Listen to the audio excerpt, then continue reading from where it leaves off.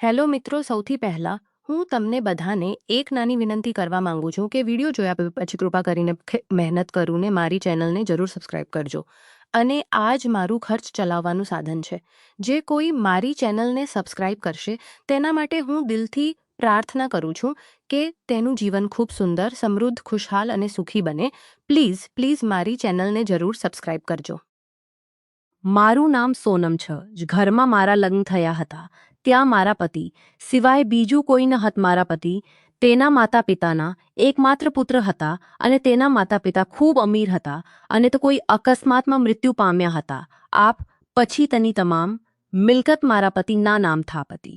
એકલા અને અરબોના માલિક અમારા ઘરમાં અમારા બાળકો સિવાય બધું જાત વ્યવસાયમાં વ્યસ્ત હોને કારણે પતિયા ક્યારે આ તરફ ધ્યાન આપનાથ અને મોટે ભાગે વ્યવસાયના હેતુ માટે તે બીજા દેશોમાં રહેતા. ઘરમાં ઘણા લોક હાજર હતા. મારે કોઈ કામ કરવાના હત. એક દિવસ દરરોજ મુજબ મારા પતિ મને કવા લાગ્યા કે બિઝનેસમાં થાઈલેન્ડ જઈ રહ્યો. મારી ફ્લાઇટ આજ રાત્રે છે, તું તાર ધ્યાન રાખ. મારા પતિ રાતે થાઈલેન્ડ જવા માટે નીકળ્યા અને મેં રાત શાંતિ થવી. સવારોને મારા રૂમ બહાર જોઈ તો સવર્ષ નોકર રસોડા નાતો તૈયાર કર્યો તે હતો. સવર્ષ મોટો લાગતો તો સવર્ષ, પરંતુ તે દેખ મોટો લાગતો તે પોતા કામ ગંભીરતાત કરતો થતા તેના ક્વાર્ટર મેં ચાલ્યો જાતો. પર મારું હૃદય નોકર તરફ આકર્ષ. ખૂબ સુંદર અને મોડર્ન મહિલા મારા કપડા પર એકદમ મોડર્ન હતા. જો નોકને જગ્યા બીજ કોઈ હોત તો તે ઘણા સમય પહેલા મારા પર પોન હૃદય ગુમા દે. પર તે મારી સામ બિલકુલ જોતો નાતો અને આ જ વાત મને બેચેન કરી રહી હતી. મેં છોકરાને મારી તરફ આકર્ષવાનો તેલો પ્રયત્ન કર્યો, પણ તેરે દરે વખતે મારી અવગણના કરતે સમય તેના અને માં સિવાય રસોડા કોઈ હાજર ન હત. આખો દિવસ તે નોકર સાથે ઘરે એકલી હતી. થોડ સમય પસાર થયો કે મેં નોકર તરફ જોઈને શરૂ કર, કારણ કે હું તેને આસપાસ જોતી હતી. પર મને કયા પ્રકાર માટી ન બને કે મારા જવી સુંદર સ્ત્રીને કયા પ્રકાર માટી ન બને કે મારા જવી સુંદર સ્ત્રીને એકલી મયા પછી તે મારા તરફ આકર્ષ ન હતો. મેં તેને મારી તરફ આકર્ષવાનો પ્રયત્ન કર્યો. આજ બજાની જોને આવા કપડાં પહેરીનેની સામે ગઈ અને તેને કહે કે મારે નાતો જોને મારી સામ એક નજર નાખી અને પછીની આંખો નીચી કરી મને કહેવા લાગ્યો, હા, તમારા માટે નાતો બનાવ હતો. માલકિન, મને તે આટલી નિર્દોષ ગમતી ન હતી.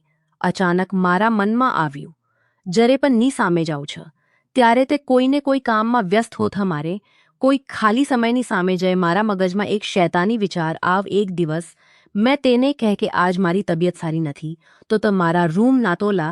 મારી વાત સાબને તો ચોંકી ગયો, કારણ કે આજ સુધી કોઈ મેલ નોકર મારા રૂમમાં આવ્યો ન. મેલ નોકર માત્ર રસોડા હદ સુધી મર્યાદિત અથવા બહારના કામને દેખરેખ થતા હતા. તે ક્યારે મારા રૂમમાં પ્રવેશ ન હતા. આજ મેં તેને મારા રૂમમાં બોલાવ. રૂમમાં જતી વખતે વિચારતી હતી, તે એક પુરુષ ભલે તે ગમે તેલી મારા નજર હટાપે, તે આવી સુંદર સ્ત્રી અવગણના કરી શકતે. રૂમમાં ગઈ અને બેસી. થોડ સમય ગયો હતો કે તે નોકર દરવાજે આ તેને અંદર આવાન કતે રૂમમાં પ્રવેશ અને મારી સામે ખોરાક મૂક અને જવા લાગ. અચાનક મેં તેને રોક. મેં તેને કહેતા, રસોડા એકલો કામ કરીને થાકી ગયો હશ. જો તને મદદ માટે કોઈ નોકર જરૂર હો તો મને જણાની સાથ કરવાન ઢોંગ કર્યો. મેં તેને રોક જતે મારી તરફ આકર્ષ. પર તે મારી સામે હાથ જોડી આંખ નીચી કરીને ઊભો રહ્યો અને બોલ્યો, ના માલકિન, મને કામ કરવામાં કોઈ વાદ નથી. તમારા પહેલાં મેં બહુ મોટા ઘરમાં કામ કર. તમારા મારે ફક્ત 2 જણ માટે ભોજન બનાવવાનું. અહીં તો ખૂબ આરામદાયક અનુભવ. મેં તેને કહેત, મારી મુંહ દૂર કરીશ. માર પ્રશ્ન સાપ કે મારી સામે જોવા લાગ.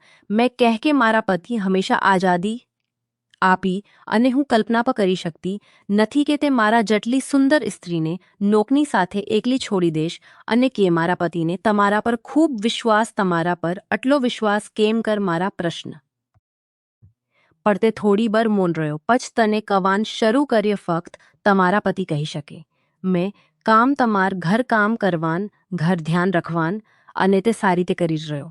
પછી જો તમને કોઈ ફરિયાદ હોય તો કૃપા કરને ત માલિકને જાના કને જવાની કોશિશ કરી રહ્યો. અચાનક મેં મને તમારી સાથની માર અવાજ થોડ સકોતની સાની ઉંમર જોને તેના પર રોપ દે રહી તો તે મારા કવાત પરેશાન થઈ ગઈ.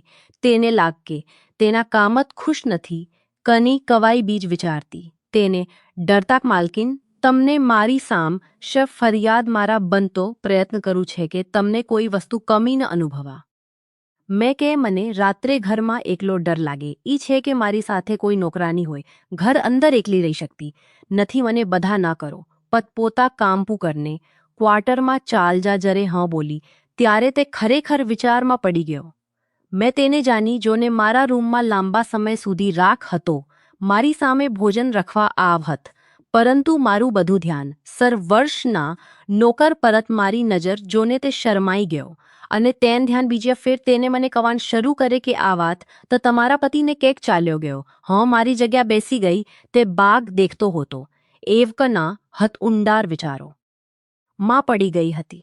છુપી તે તેના પર નજર લાગી. બીજા દિવસે પણ મેં તેને આજ તે મારા રૂમમાં બોલાવા પ્રયત્ન કર્યો તો તેને સ્પષ્ટ ના પાડ. તેને મને કહેકે વસ્તુઓ લેવા બજારમાં જાઉં થ તમારે બહેર નાતો કરી લે. તેના જવાબ મને આશ્ચર્ય થાય. મને ખબર નથી કે હવે તેને કેમ કાબૂમાં રાખી શકતી ન હતી. પછી એક દિવસ જ્યારે મારી આંખ ખુલી ત્યારે તે નોકર વિચાર મારા મનમાં અને તેને શોવા ક્વાર્ટરમાં ગઈ. તે કેવી તે રહે જોવા માંગતી હતી. ક્વાર્ટરમાં જતી હતી ત્યાં મેં જોઈ તે ક્વાર્ટરના દરવાજો ખૂબ સરતા બંધ કરી